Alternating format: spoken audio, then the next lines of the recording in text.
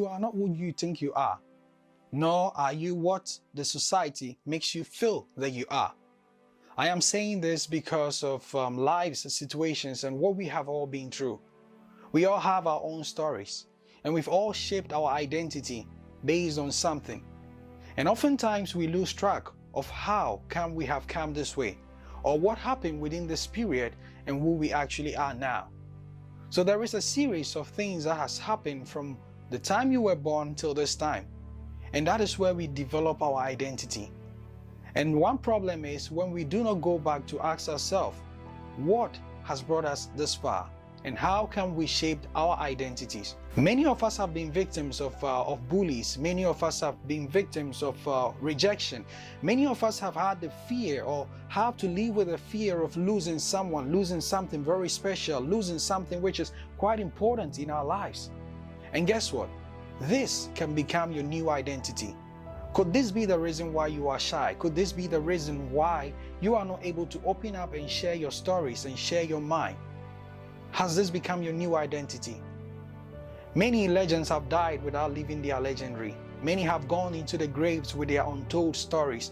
Many businesses that were meant to start are now just lying down in the graves. Now the question is, do you want your story to be this? There is a child out there, there is somebody out there, there is a woman out there who needs to hear your story. But the question is, are you willing to come out and let them have the story, or to keep it within yourself and allow them to live the life that has been just the way they also thought? It is your time to be an example to somebody. And telling your story could be as simple as telling what happened to you in the past, how you overcame, and where you find yourself now. You do not need to have millions of money to be of an impact to somebody. True impact is when we can reach out and touch the heart of somebody. So it all starts with just starting by sharing your stories, by trying to be very helpful and kindful to the society and everyone around you. So in ending, I want to ask the same question.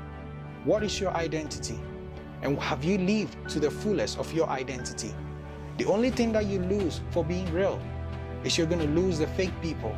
And I think this is not a loss, because real people are not perfect and perfect people are not real. So remember this. Just be yourself and realize the reason why and the purpose for which you were brought on this earth, and accomplish your purpose, because we were born for a purpose and here to build a purpose. So this is Gamal here. Take care of yourself. Speak to you soon in the next videos. Bye-bye.